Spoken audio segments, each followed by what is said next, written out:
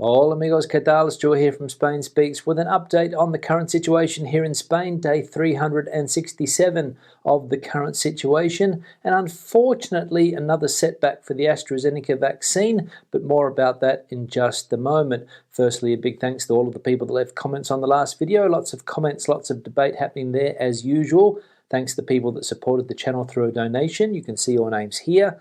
Thanks to people that bought merchandise, and a big thanks to my patrons on Patreon for your support. Now, let's get into the news. And Spain's relationship with the AstraZeneca vaccine took a turn for the worse, as the Health Ministry has decided to suspend the use of this vaccine in Spain for the next 2 weeks. As we can see here, Spain suspends vaccination with AstraZeneca for at least 2 weeks.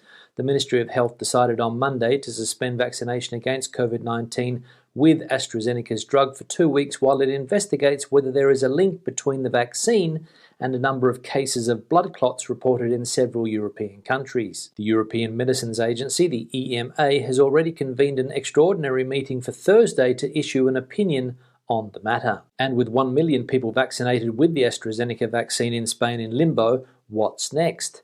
Vaccination with the AstraZeneca is suspended for a period of 2 weeks until the possible link with cases of thrombosis is clarified. The decision taken this Monday by the Interterritorial Council of the National Health System comes after Germany, France and Italy took the same measure, and after the detection last weekend of a case of cerebral venous thrombosis in Spain, with 6 more in Germany and 4 in Norway. This type of thrombotic event, also known as cerebral venous sinuses, is extremely rare. So although 11 cases have been reported after 17 million have received this vaccine in the UK and the EU, several countries believe it is time to put the brakes on and try to find out if there is a causal link. So a 2-week suspension of this vaccine here in Spain to try and find out if there is a link between those health issues and the vaccine. As we just saw there, some 1 million people have already received the first dose of this AstraZeneca vaccine, so what's next for them? And the reaction of people here in Spain who are scheduled to receive the vaccination in coming days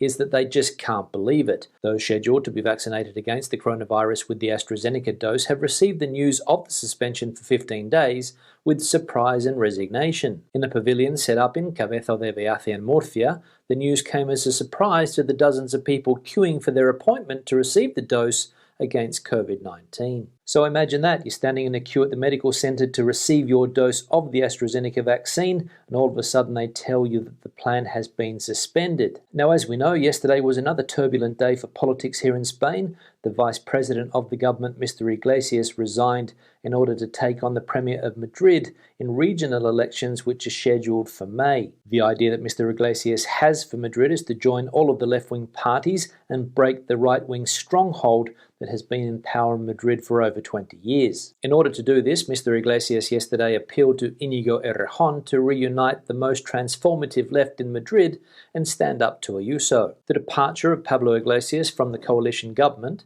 and his candidacy to challenge Isabel Díaz Ayuso for the presidency of the Community of Madrid was the news bombshell that nobody expected on Monday. And in the midst of the confusion, in the same video in which the leader of Unidas Podemos announced his intentions, Iglesias took the opportunity to appeal to the leader of Más País, Íñigo Errejón, who was first a friend, then a party colleague, and then a direct competitor, to have a long-term view and present a joint candidacy in Madrid with which to remove Isabel Díaz Ayuso from the regional government and stop a possible entry of Vox into the regional executive. However, Mr. Errejón has turned his back on Iglesias, and Más Madrid will retain Mónica García as candidate for regional elections. So Mr. Iglesias has planned for a united left-wing party here in Madrid to take on the powerful right suffering its first blow, as his former colleague and friend Íñigo Errejón has rejected that offer. And I think it's fair to say that there were quite a few people in the coalition government yesterday happy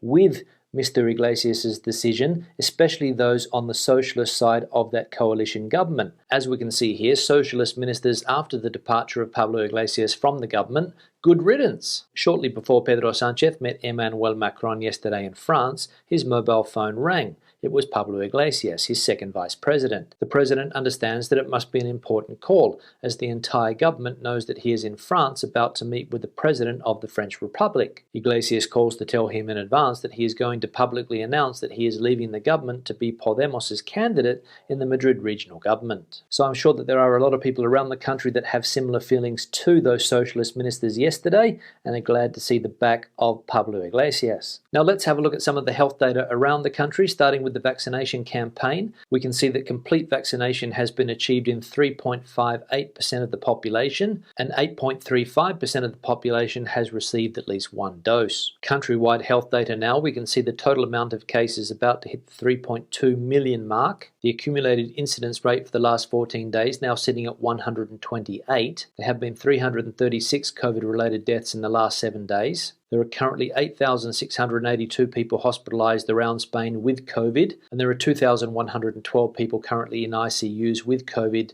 which is just over 21% of all ICUs in the country. Now, some good news for people working here in Spain and are fed up with the 9 to 5 Monday to Friday routine. As we can see here, Spain is to launch a trial of a 4-day working week. Spain could become one of the first countries in the world to trial the 4-day working week after the government agreed to launch the modest pilot project for companies interested in the idea. Earlier this year, the small left-wing party Mas País announced that the government had accepted its proposal to test out the idea. Talks have since been held, with the next meeting expected to take place in coming weeks. With the 4-day working week, or 32 hours, we're launching into the real debate of our times, said Inigo Rejón of Mas País on Twitter.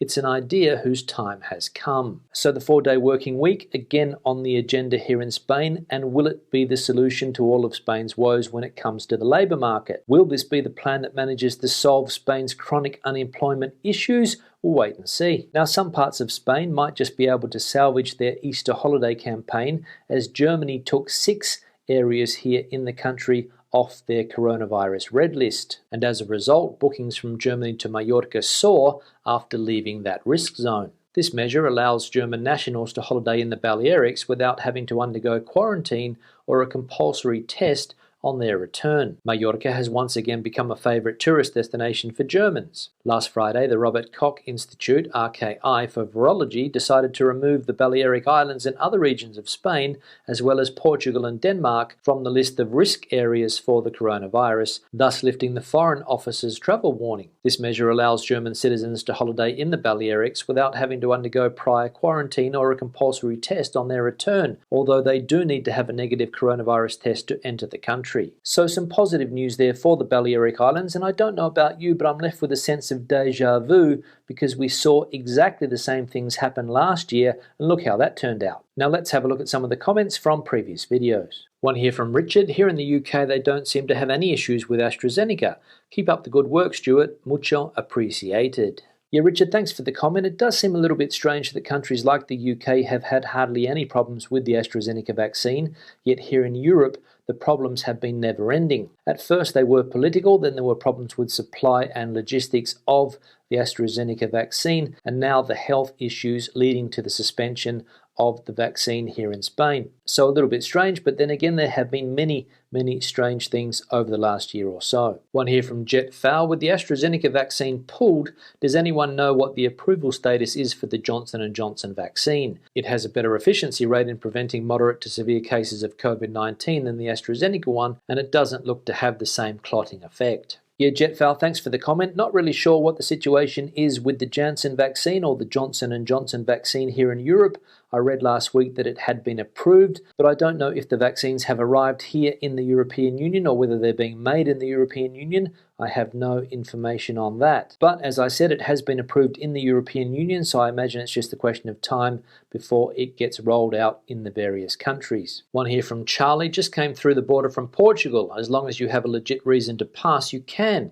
Always take it with a pinch of salt when it comes from the news. Yeah, Charlie, thanks for the comment. I mentioned in yesterday's video that they have decided to extend the closure of the border between Spain and Portugal until April the 6th, I think. Obviously trying to keep Spaniards out of Portugal for that Easter break, because as we know, Portugal is a very popular destination for people in this country. And given the health situation in Portugal in recent times, it's probably a good idea. And as far as crossing the border is concerned, there's no problems to cross the border as long as you have a good reason to do so. There are thousands of people most likely that cross the border every day, Portuguese people that work in Spain and Spanish people that work in Portugal, so they can cross the border without any problems. And of course, if there's another reason, for example, that force majeure, you can cross the border, but you can't do it for tourism. You can only do it, as you say, if you have a legit reason. One here from Keith. Hi guys, I'm in Gran Canaria right now. Stuart just said that you can't leave your autonomous community, so I can't leave here at all? I have a friend who recently went to Barcelona for a few weeks. How come he was able to do this? He is Spanish, but does that make any difference? I'm not, I'm Irish. Yeah, Keith, thanks for the comment. If you are on mainland Spain, it is very, very difficult to leave your autonomous community at the moment. For example, if you are in Catalonia, you can't go to the Valencian community. And if you are in Valencia, technically you can't go to Murcia. However, travel is permitted if you have a good reason to do so. For example, work.